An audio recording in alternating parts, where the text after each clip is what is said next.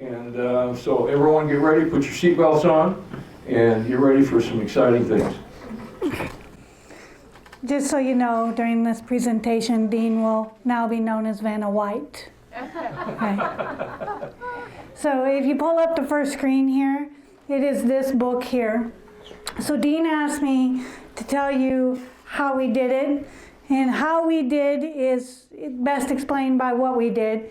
We fought back a National Heritage Area, which was a great big huge federal designation that is handheld by the National Park Service. So that was a big monolithic, and this loud old soldier's wife and a group of people fought it back together. And we did it using Norman Kincaid's tactics. Norman Kincaid is a PhD in history, and he wrote a book called Scammed because Kansas-Nebraska Heritage Area Partnership was not his first battle. His first battle was a National Heritage Area that was designated for Colorado. And so he wrote a book, and it is not a novel. I have to tell you that. It is a how-to guide. It is how to write letters to the editor. It is how to write letters to members of the National Park Service. It is how to destroy the narrative. So one of the things that we learned in this process is that they lied to Congress. They have lied from the very beginning, and they keep it secret from the public. That's an actual direct move, is to keep it secret from the public. My husband, my other Vanna White, is going to bring me a cough drop up here. So, Do you want to mention this QR code? Yes. For those that are technology challenged, if you hold up your camera, like you're going to take a picture, up to that black square there, you're going to get a little icon on there, and it'll show you the website. And you can take that straight to the website, and you can save it in your phone so you can go to it. For this QR code, it is to this book sold on Amazon, the how-to guide. So this here is my copy. So in this, for my Freedom of Information request, I stole Kimmy Lewis's wording. So Kimmy Lewis is a lawyer that works for Congressman Hagman's, do I have that correct, law firm out of Wyoming? And she wrote the Freedom of Information request for that group for the National Heritage Area. I stole her wording with her permission, and with Norman's permission, he gave permission for me to talk about this tonight. And we just copy-pasted, put what we wanted to in our subject, and we sent it in. And we got a world of information, a ton of information. So the most important objective is to destroy their narrative. They are lying to members of Congress. They've been doing it for years before any members of the public ever find out. So through that Freedom of Information request, you are showing proof that they are lying. Yeah. And you want to be able to make that public. So we have a website that we created called Western Region Property Rights Coalition, where we post those Freedom of Information requests. So once they're in public, they cannot be denied.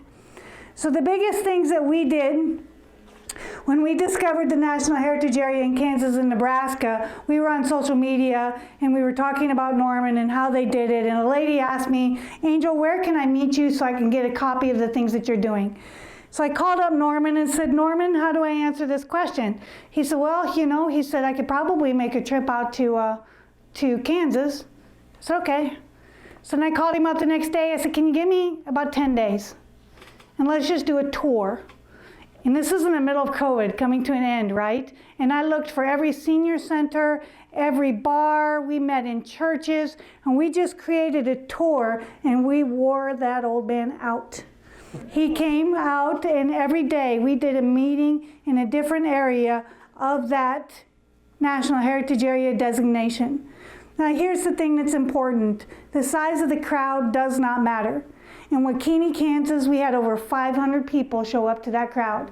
We got a couple of resolutions, which I'll talk about in a second, and we got people knowledgeable about it.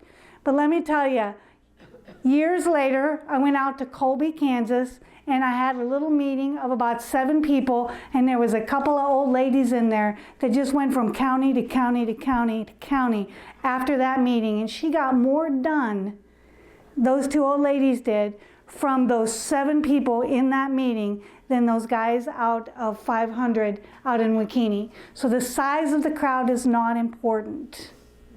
So that's one of the lessons that we learned. So one of the things that we did was we went down, Norman drew up letters, and we made a template. So I have back there on that table when you leave are some letter template ideas, some of the ones that we have used. Feel free to fill them out and mail them in. These are still active campaigns and issues that we're dealing with. One of is the NEETSI corridor that is earmarked for here in Oklahoma. So grab copies of that letter template. Remember, they lie to Congress. They tell Congress, everybody wants this, the people are for it. This destroys their narrative. And in that Freedom of Information request, I can ask for a copy of how many letters that they got. Now, they're not going to give me your actual letter, but they are going to tell me how many letters that there are for and how many letters are against. That's important. So we found that if we asked people to do letters, maybe in a crowd of 500, one might. But if we did a letter template and we put it on the table and we said, all you got to do is put your name on there. Now look, you can write your own letter and God bless you, go for it. But if you don't want to, grab the template. Most important, the address of where you want to mail it is on the top. If you write your own, take it, copy it, give it to friends. Let's make them get paper cuts and destroy their narrative. That was incredibly effective. Incredibly effective. Where do you want me to be on this? You can scroll down. I'm sorry, Vanna, I forgot. So that one is a copy of the letter that I'm actually holding in my hand. So that one is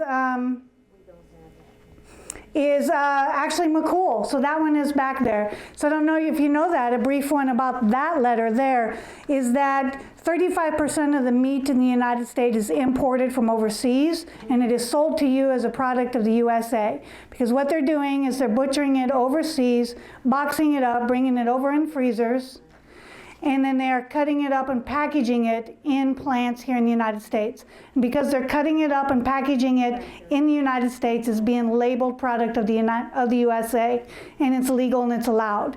So what this letter does is ask for a discussion on being able to label or allowing the states the right to create their own labeling for products made within their states. So that's a good letter to have. So that's an example. So if you scroll to the next one, so you can see what I did was where it says signature and addresses, I made that really light, and that way they could just fill it right in and go from there. This was so effective. It was incredible. We handed out hundreds and thousands of copies of these that got mailed in, and oftentimes we were courtesy copied on a lot of them, so it was very, very effective. While still encourage people, you don't have to do what our words are. Please, be. And we also said if it was on like property, and you have like a national heritage area, the Freedom's Frontier National Heritage Area had a provision in their law that said that if you send in a letter, you could opt out. Well, you can't really, it's federal designation, but it's kind of a little step of virtual fence type thing. It said, so if you have multiple properties, if you have a lot over here and a business over there and a warehouse over there, send in 3. Make them get paper cuts. I like paper cuts. So the next one that Dean has pulled up here is a resolution. So the 2 most important things about a resolution is the whereas and the therefore. The whereas is your reason. It's not actual law, it's not the conclusion, it's not what you want, it's your reason. So 500 years from now, when you are dead and gone, and somebody wanted to know why your organization did a resolution, that explains it. So this is not based on Freedom of Information requests. This is not based on testimony in court. It can be, if you'd like it to be, but it can also be about your feelings. We feel like you have overstepped. That's your whereas. That's your explanation of why you want that resolution. And then the most important part is on the bottom is the therefore, what we want. That's the conclusion that we want. We want you to stop this program, or we want you to implement this program. We thank you for trying to put in a National Heritage Area, but we don't want to be a part of it. So of that National Heritage Area in Kansas and Nebraska, 49 counties were involved. 45 counties passed a resolution against it. So now it's not just governments that can pass resolutions. A church, a group, your organization here, any body that has a vote can pass and create a resolution. And the difference between that and a letter is that is a public record. I don't have to ask your permission to use your letter in a court of law on my behalf of anything. A resolution is public record. The most important thing about it is that the only way to undo that resolution is with another resolution. So it speaks on a very big, large body of people, very, very effective. A very good example of that is the EPA had a program in which they were going to ask every meat processing plant in the United States to have their own city-size water treatment facility within their plant. So they needed to treat their water before it left the plant and hit into the municipality. Now in a large packing plant, say out in western Kansas that already has something like that, they'll do just fine. But your mom and pop meat packers that might do deer processing or the local cow, that would put them out of business. The starting price of that was going to be about $500,000 into the millions of dollars. That doesn't count the employee that you have to have trained in order to meet the permits and do all the processing of paperwork every year. So we got 7 counties in Kansas. That's it. Just 7 counties out of all of the United States where this was going to be implemented. 7 measly old counties with hardly any people in it passed resolutions. Congressman Ron Estes got involved. Congressman from Missouri got involved. The EPA yanked it. So they can be very, very effective. Let's go ahead and scroll on to I did this like really last night. So I did a little homework on Oklahoma law. I'm not a lawyer, so if you want to get into this, please consult with an attorney if you have any questions. That's the barcode on this one that you take a picture of will actually take you to your Oklahoma legislative website where this law is printed. That gives you more detail about the difference between the initiative and referendum laws. So basically, in summarizing, initiative is there's a law that you want on the books, you can do an initiative petition to get it on the books. If the law has been passed that you don't like, you do a referendum to get it removed. And that is the directions on how to do that. But that's not just state level. That's your county level, your city ordinance. And it actually, if you scroll down to the very bottom of that, it actually gives you, see that's to the honorable, and it starts with Governor of Oklahoma there. It actually gives you the template in which to use to either start your initiative or your referendum petition. So this is important. One of the ways that they have fought back solar and wind in the state of Kansas is doing something similar to this called a protest petition. So this is Oklahoma's law, and I'm not real schooled in this to really give you a good direction, but if it's on a state level, I know you have like 90 days. If it's on a local or county level, you have like 30 days. In order to respond, you have to have, go ahead and scroll down a little bit more, you have to have a certain number of registered voters has to sign that petition. When we did the protest petition, we swept a whole entire area, and we decided the clerk can figure out who the voters are and who are not. In our protest petition in Lyon County, we needed, I think we determined 495 signatures. We got 1,500 signatures in 14 days in the middle of COVID lockdowns. Wow. So it can be done. I actually people I'd never met before in my life just started saying, we have petitions here, can you pick them up? And everybody was worried about COVID, so I took a cooler and I taped it to my front gate so that people could drop off petitions there. And we pulled it up in 14 days.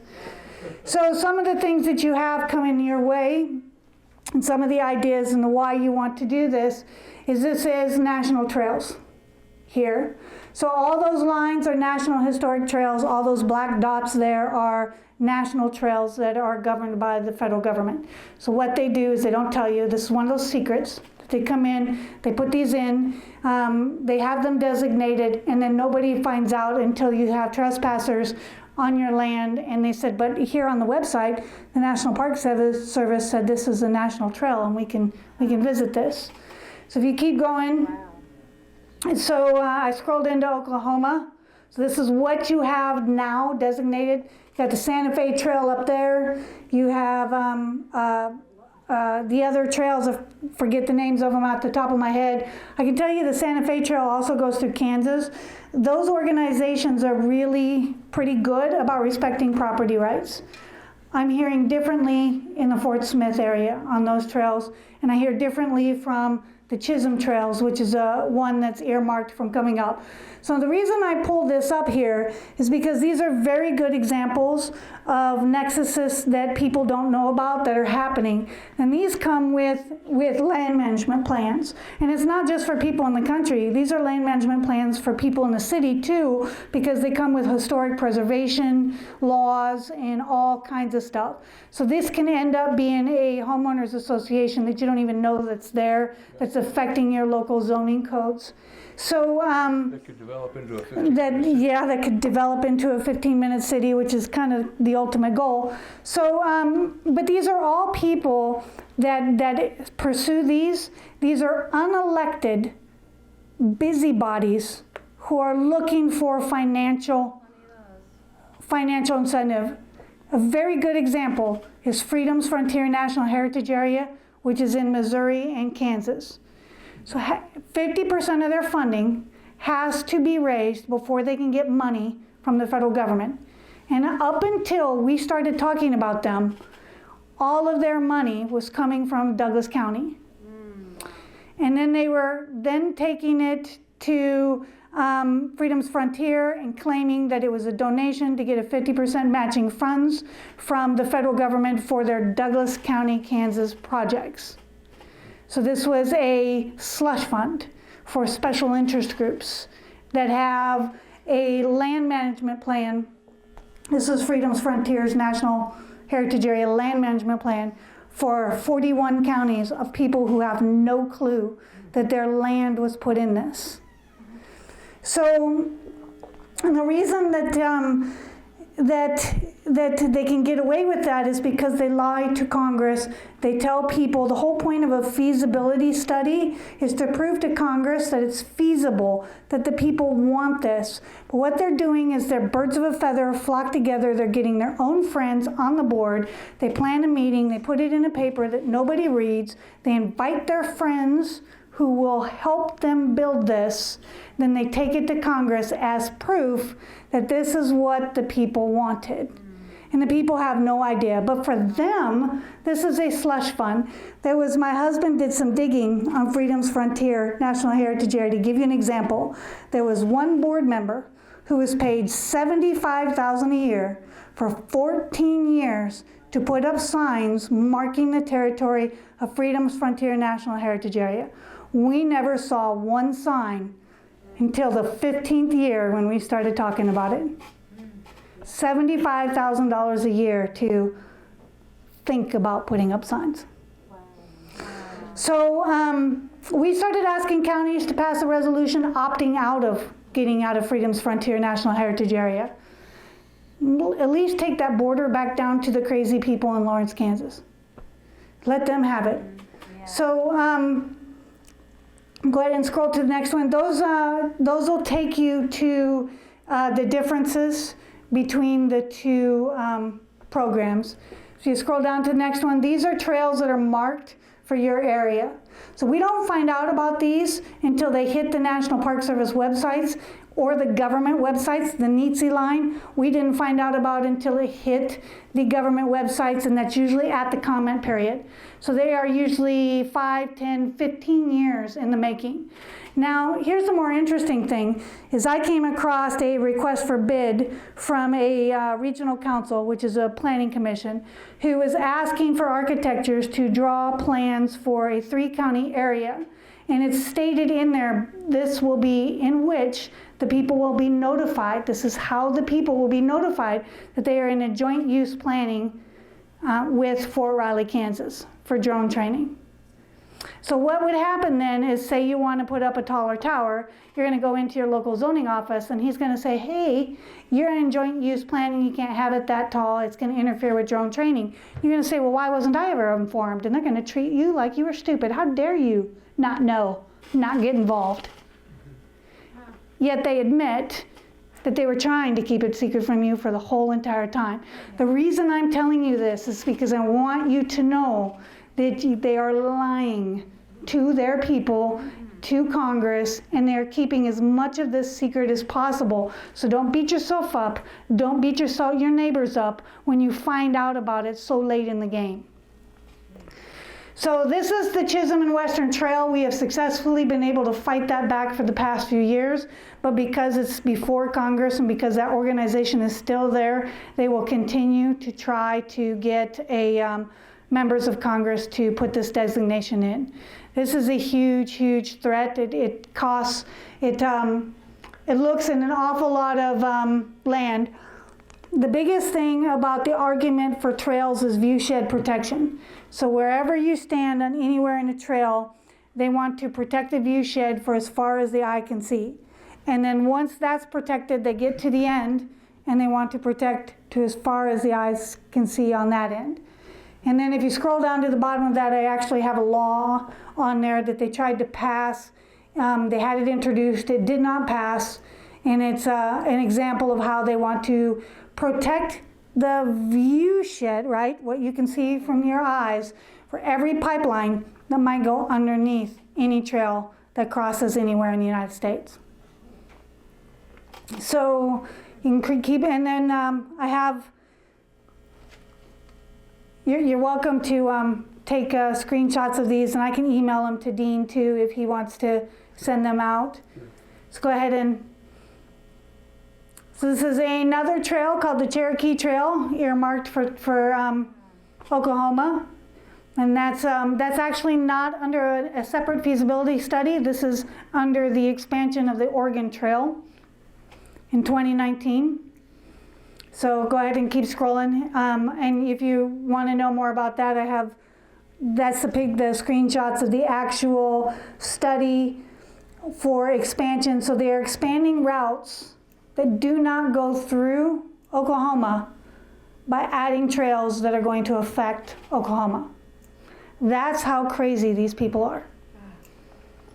Arrogant, covetous would be the word to use. Covetous. Prideful. So, all right, go ahead and scroll through that one. I'm trying to hurry so don't eat up all y'all's time. So this is the NETC corridor. So now things got pretty nasty up in Kansas. There was a bunch of us that had laid the groundwork up there with these national heritage areas and 30 by 30, and all of those subjects were pretty fresh when we found out about these NETC lines and the 5-mile corridors for Kansas. You guys are worse. These guys are looking at taking 18-mile wide corridors here. It got pretty ugly up there to where Moran's people would come to the meetings when we started fearing for their safety. I had people coming up to me saying, you know, I don't have land in this corridor, but my neighbor does, and if they show up, I'm bringing weapons. So I started telling senators and representatives that at a minimum, you are looking at a Bundy situation or a Waco situation if they pursue this. And it got dropped up in Kansas. So we are no longer in the focus. Oklahoma is. So what this is a transmission corridor larger than anywhere else in the world. It'll have multiple corridors. There will be battery storage plants all along the way, battery manufacturing all along the way. The most important thing that you need to know about all of this green energy is the amount of water needed for the cooling systems. So in Bourbon County, Kansas, we had a situation where some folks just happened to be surfing on the internet, saw a law get introduced into Kansas to take 10,000 acres. Here's the gist. They're going to tax the people to raise the money to eminent domain, their own land within that district, to build a lake. All of it is for green new energy, for battery storage, and building. It takes a lot of water for those cooling systems. Now they vary. Some of those systems are open, some of those systems are cooled or are closed. If they're closed, they have a lot of chemicals in them that cannot go into the drinking water system afterwards. But if you scroll down, there's a QR code to an article that I wrote that talks about how many gallons of water that these things use per day. So y'all heard about the Idaho potatoes, where they were going to shut off water to the Idaho potato farmers because they were going to use it somewhere else. Well, the somewhere else was actually battery storage and manufacturing. Really? So all of the concerns about water, the motive behind it is taking water for Green New Deal operations. So that is the national NETC corridor. The one in Kansas has been dropped. It's been pulled back to the Green New Deal. And here's the sad thing about people. So there was a transmission line called the Grain Belt Express that's still really big and huge and bigger than anything, and nobody liked it. And then they brought in this NETC corridor announcement, and it was 5 miles wide, and everybody got up in arms. They dropped it and said, we're only going to do the Grain Belt Express, and everybody cheered and said, we won. No. Yeah, that's incredibly frustrating. It's incredibly frustrating. So that QR code will tell you more about that and how we started fighting it back. That's still ongoing. I'm still hearing from Nebraska, South Dakota. My mom, Beth Salmons, if you look for her in Facebook, she is the expert matter that can give you all the health studies and everything if you would like to take that on. Can you spell that? The NETC corridor? Your mom.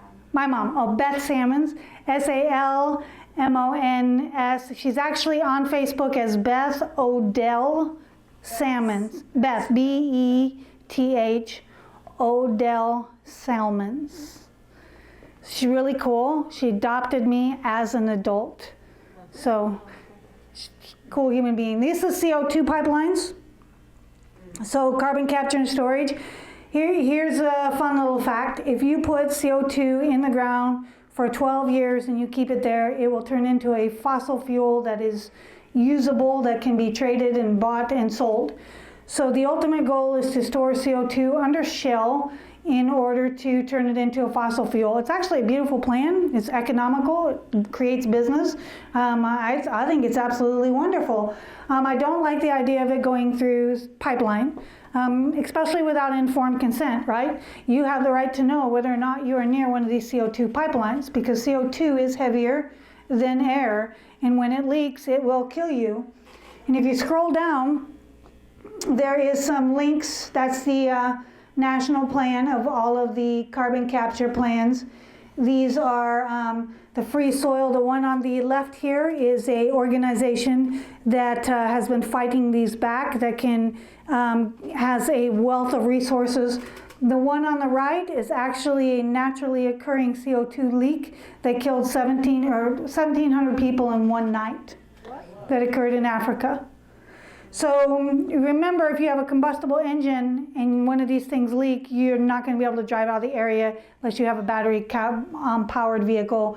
Do you have an oxygen tank that you store in your household? Does your ambulance crew know how to deal with this? Does your firefighter crew know how to deal with this? Did you know, I actually watched a whole bunch of videos on leaks. Did you know the average natural leak of oil, current natural gas, or oil or other pipeline that we have now, the actual time of discovering it and shutting it off is about minimum 45 minutes. So if you look at this pipeline, it goes right up major cities, right to Wichita, Kansas, which is one of the heaviest populated areas in Kansas. Can you imagine if that leaks in the middle of Wichita, how many people it'll kill in a short period of time?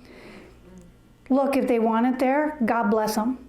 But there should be some informed consent, at a very minimum, some kind of a tornado siren type mechanism going on to let people have a fighting chance to live. But it's something else to put an awful lot of people's lives in danger for financial gain. Love the idea of injecting it directly into fracking wells. You're not transporting it long ways. You're putting it so incredibly deep that it's hard to escape. Stupid. So you were talking about CO2 a little bit earlier. Did you know that a Navy nuclear submarine does not start getting worried about CO2 in that Navy submarine until it gets up to 5,000 parts per million? And they're worried about how much? 0.04. 0.04. 400. So it's they like the ethanol plants because I think it's like 80 or 90% pure carbon that they can take and capture. It is bought and sold in more than just sodas. We use it in livestock production. We use it in a lot of industries in the United States. So it is a commodity and it is a product. And that's how it needs to be regulated and treated. Not as a climate crisis, green energy, make somebody else a whole bunch of money. So that's information about that, where Oklahoma is a target. So this is a resource. So there's a group of folks up in here that actually came up to my house and was asking me a bunch of questions on how to fight back some of these Green New Deal projects. And I asked one of the local planning ladies that fought this back in her county. And these are websites, these are federal government websites, that studies that have been done by the federal government that says, you know what, you can't put solar here because it'll leach lead into this stream, or this would be a good spot for a coal plant, but not this kind of a plant. They have all of that.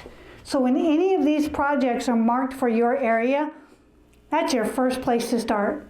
You don't even have to drop a Freedom of Information request for that. You can look up your county, your area, and determine what is best, has been determined, your soil, what will work and what will not. So when the solar company knocks on your door and says, I want to put solar here, you can say, actually, no you don't, and your own Department of Energy said this is not a good idea due to these soil samples. So fight them back. One of the things that we did, and he talks about it, Norman talks a lot about it in his book, we use a lot of their own information against them. I mean, Kansas Parks and Wildlife got on there and said the biggest obstacle to recreation is private property owners, but then they claim that they respect private property. So we use their own information against them. I try not to speculate, ever. I might, personally, but never on the floor, because unless I've seen it with my own eyes or I've heard it with my own ears and can testify to that in court, I try really hard not to speculate. And so if I don't know the answer, I'll say that I don't know. And oftentimes there's somebody in the audience that knows more than me, and I'll grab onto them and keep them afterwards. I actually learn an awful lot more from people after the meetings than I do in all of my research up to that. I never speak in anger. Okay. I wish I could say that I never speak in anger, but I try really, really hard not to speak in anger. Because what I have found is if I am mad at you because of the question you asked me, right, then even though everybody here may think you're wrong, the natural tendency for human nature is to want to be, sympathize with him and to protect him. And then you lose your argument immediately. You lose reason, you lose the ability for people to think, because now emotion is taken over. So I try really hard not to speak in anger. I try to record everything, because where they lie and hide, I try to be transparent. So every meeting that I do, a lot of them are horrible because I don't know technology, or because we're completely subject to the Wi-Fi of wherever we are that we're speaking. But we try very, very hard to be transparent. And the whole idea is you don't have to lie in order to get anything done. You don't have to do it in secret. You don't have to be behind the scenes. Now I want to talk about bad press. We took bad press. New York Times came out and would just headhunted the folks up in Montana that were fighting back in National Heritage Area. Omaha World Herald came after us really, really hard. I got compared to the snake oil salesman in The Wizard of Oz, and I called up Trent Luce saying, I can't believe this happened. He said, Angel, that's great. I said, what do you mean it's great? He said, you are not changing any minds. No Republican is becoming a Democrat, and no Democrat is becoming a Republican. What you're doing is keeping the conversation going, and that is great. So I was like, all right, fine. So I took the bad press, and I continued to talk to everybody that hates my guts. And then one day, Norman took a phone call from a county commissioner up in the home county of the National Heritage Area. So this is where the seat of that National Heritage Area was going to come. The commissioner called us up and they said, hey, we read that article in the Omaha World Herald. Remember, they slaughtered us. We were evil people. He said, we read that article in the Omaha World Herald, and it sounds like they're still trying to pursue a National Heritage Area. Is that true? Norman said, yes, it is. He said, okay, we'll pass a resolution this next week. So Trent's right. It keeps the conversation going. So I think, did I cover everything? So there's another, so that's the stream one. And then if you scroll down, there's another one that everybody's going to want, or that is the bottom one. Okay, so you got the one on up above that as well. Okay, and then I will email these to Dean if you didn't get a chance to, or he can scroll through them while I do questions and answers, so everybody can take the pictures as they. Vanna could just do so many things. Well, yeah. Okay, Vanna, can you scroll through while we maybe do some questions and answers? And did I cover everything? Was there anything, Thomas? Because he's heard this 1,000 times. Is there anything that I missed that I should bring up before questions and answers? Just a quick clarification. She said at one time that letters can be used because they're not, what she meant was resolutions. She doesn't need permission to use a resolution. Oh, okay. Or testimony, whatever. If it's a written letter and it's your letter, they have to have permission from you to use that in a court case or something else. Yes, Well, it's personal. They're not a resolution. Yes. A resolution is public record. And once it becomes public record, anybody can use that in any case of law or lawsuit or whatever that they want to use. So now the most important thing about that is it does absolutely no good if you keep it a secret. So in Colorado, for example, they were talking about doing resolutions and then reading them over the local radio station. Great. However you want to get the word out there, get the word out there. If you send them to me, I'll help blow them up. So we put them on our website. We put them all over social media. We make it hard for them to deny and to lie to Congress and tell Congress that this was an idea that y'all wanted all along. Yeah. Okay, so now questions and answers. Go ahead. Angel, I noticed that you don't have. You got to come up to the mic so the camera can. Okay. I noticed on your map with the National Heritage Trails that they're trying to get through, you do not have the Route 66 on there. Is there a reason why? It is not yet designated by the National Park Service as a National Heritage Trail. I do believe there's a black dot on there that it's considered a national trail. So, but not yet a national, so it's different levels. Those black dots are just as threatening as the big trail. So I guess it would be helpful to explain what the long-term goal of this is. So there is a congressional bill out there as well to designate that one. Yes, eventually, but so far it hasn't gone up to, I don't think that there's a bill yet. I don't think it's reached the feasibility study that I could find. Remember, they keep these hidden. Right.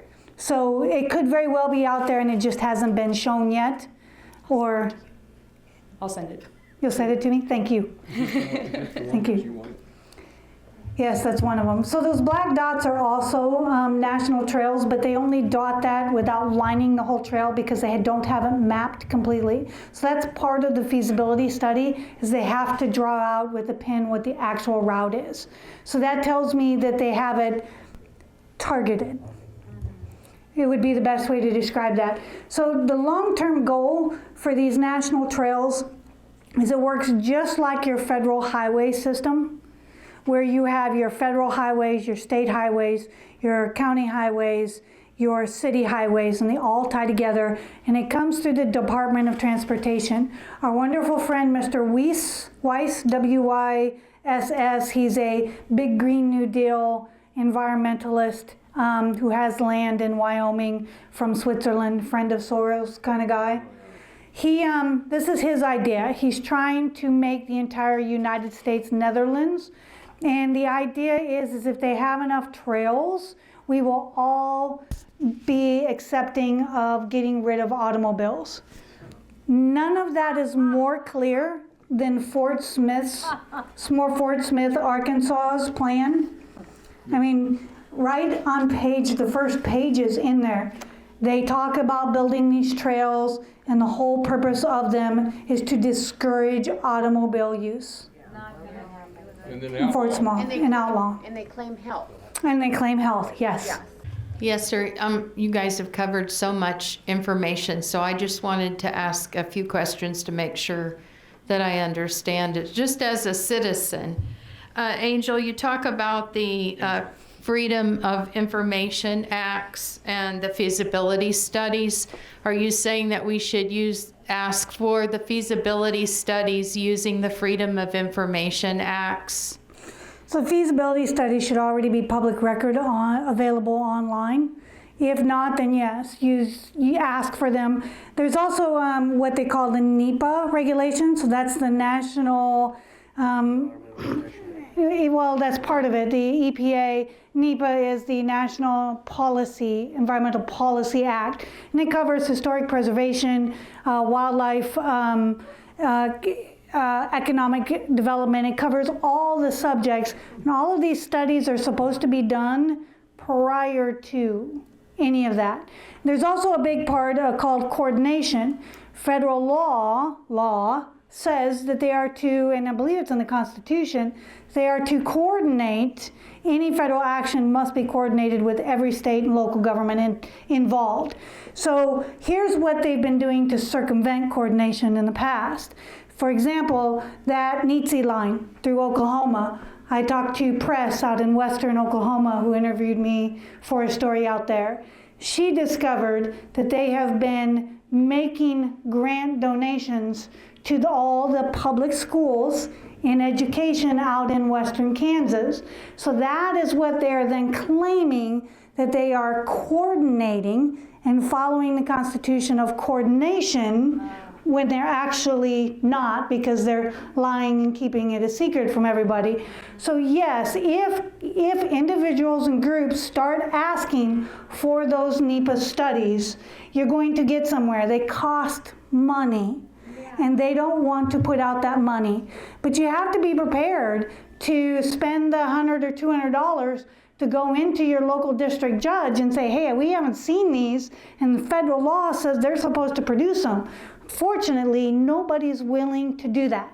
Nobody's willing to drop the money to say, where are those NEPA studies before any of these projects go in. So that is one aspect of that. Freedom of information requests, the best advice is to narrow down your dates as much as possible. To get those freedom of information requests, you know it probably goes back 10 years, but start with 1 year at a time, because those are individuals too that are gonna be like, oh my gosh, I don't wanna do this. They're gonna quit before they fill that out. So try to narrow it down. It comes back to human nature.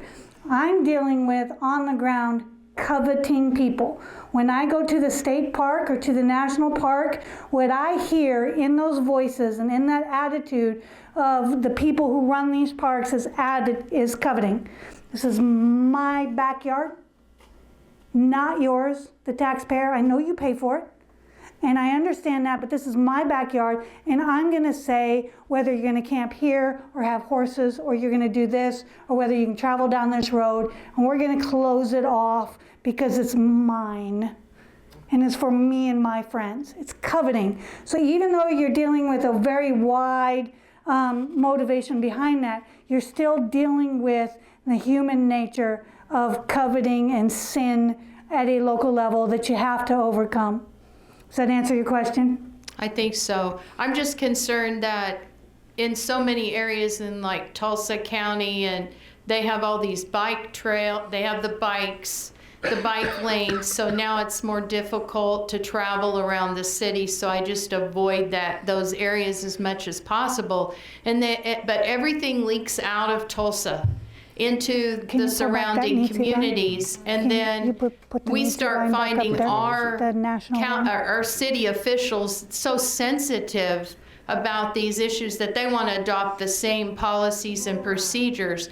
So I don't want to see bike trails. I don't want to see bike lanes in Sand Springs, Oklahoma, and Prattville, where I live, Can I because get it's some down already further? Is that it? No, that's the trail. already Go down further. difficult right now with our infrastructure. so not up. And yet I'll be told, no, we don't plan on doing that, but sure as enough, they may have a plan to already implement, and I need to know how to uncover those things. So it's really easy to find. So they're going to build a metropolitan area board, or they're going to do a map board. So there's also rail for trail. So it starts, the actual law that created it is under Obama administration, and it's called MAP 21. It got renamed a couple of times, but if you pull up MAP 15 and MAP 21, it'll still all come up. It gives you the laws. The money's already spent, it's already allocated. It's down in the DOT, state DOTs, waiting to be spent on these projects. So then the idea is if, yes, thank you for that one. If you take a look at that map there, and you lay that on top of the World Economic Forum's map, you're gonna discover the end of all of those orange lines are the cities that they're dealing with. So now I have been out in Colorado helping those folks out there. Do you know what they're fighting? They're fighting stack and packs, where they are trying to put 300 dwellings per acre at the end of those red lines. Oh, China. So yeah, stack and packs. China, stack 'em and pack 'em. So if you can fight, one of the arguments that I used, that I helped Fort Smith with on those bike trails, is maintenance. All of the money is going into building. I've seen no money for maintenance. Fort Smith's plan itself requires that they budget $5,000 per mile per trail. So when you remind those city and county commissioners that you're going to be paying for all of the maintenance after the building, they tend to change their mind. The other thing that we do is show pictures of the homeless camps. The first trails that I have seen built were out in Wyoming. They are full of homeless people. Take pictures of them. Remind them that the sheriff's department is going to have to pay for the policing of these homeless camps along these trails. And then there is the insurance liability. Whenever you get anywhere where all of these people are traveling, they're bringing their dogs, they're chasing cows, they're starting fires, what is the insurance liability there, and who's going to carry it? Is it going to be the county, the city, or the nonprofit who is fighting to put these in? So that's how we have defeated them everywhere where we've been. In Lyon County, our county, they had a whole entire trail system going through farmyards. And I got on the tax assessor's website and I sent a picture of that comprehensive plan with those trails to every single landowner along that trail. And it was yanked the next commissioners meeting. So my question relates to the tribes. We have a lot of tribal land in Oklahoma, and I heard of a recent ruling where a wind generator was going to have to be removed because it crossed over into Indian land. So I wonder if the tribes have a position on this corridor, this 18-mile wide corridor, or any of the other green stuff that might come on reservation land. And So it I'll depends. go sit down while you. So it depends. What I have found is I've discovered it depends on the tribe. So most of the nations that I have talked to just simply want to be left alone. Like the rest of us, they want to be left alone. But here in Oklahoma, I think probably somebody in Oklahoma would answer that better than I would. Would you like to?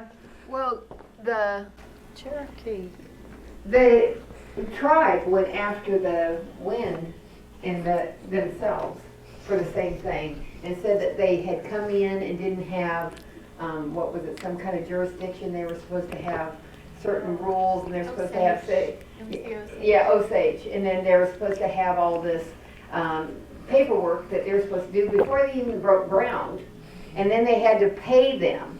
Well, anyway, they took them to court, and now they have to pull every last one of them out, plus they have to fill them and pay them money for every one that they're pulling back out, and then they have to restore all the ground.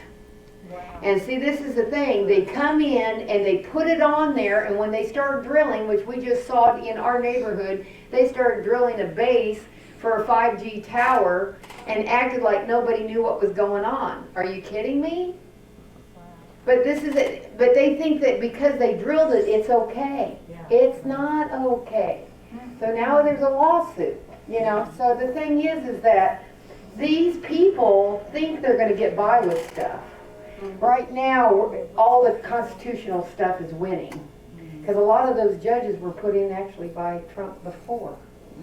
And then we're getting more people in. We got one of the judges out here in Oklahoma, so you have to take that over. But the tribes, the other thing you got to look at is in your state, what are the rules for the tribes?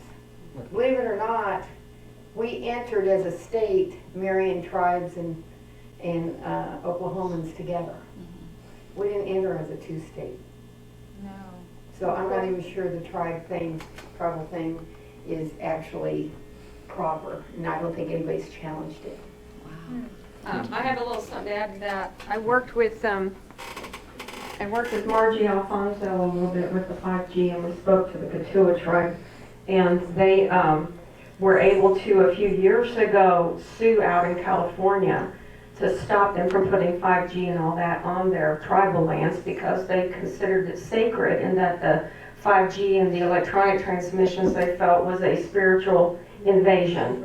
So they recently tried to go through the back door in California and overturned that, and we got with the tribe here again and told them what was going on and presented the evidence, and they joined the lawsuit again against the people trying to come through the back door. But the tribes do consider their land sacred, and they do try to fight some of this new technology because they feel like it's a spiritual application to it, and that it's violating their sacred property. Well, we formed a new nation here. It's called the Sharp Nation, and we are feeling spiritual about being free from all the 5G stuff. So we'll file the same thing. This all points out, folks, we're in a spiritual battle. This is an old war, and we have to fight to win. You have another question? Yes, so I'm a precinct chair, and so I was going to ask, so we could actually, in one of our precinct meetings, write a resolution, vote on it, and adopt it, saying, no, we do not want this. Correct. And then go to have other precinct chairs do the same. And then I know they can take it to the county level and do that also. But would it be more effective for each precinct to have a separate resolution? Or yes. is it? Well, okay. Either the more resolutions you have, the more effective that they are. But it wouldn't be a hill that I want to die on, right? And so I say that a lot with county commissioners. They say, well, we don't like this aspect of it. Okay, take it out. It's your county, write it to way your county sees fit. But you don't have to, it doesn't have to be just a precinct committee or just a county or government.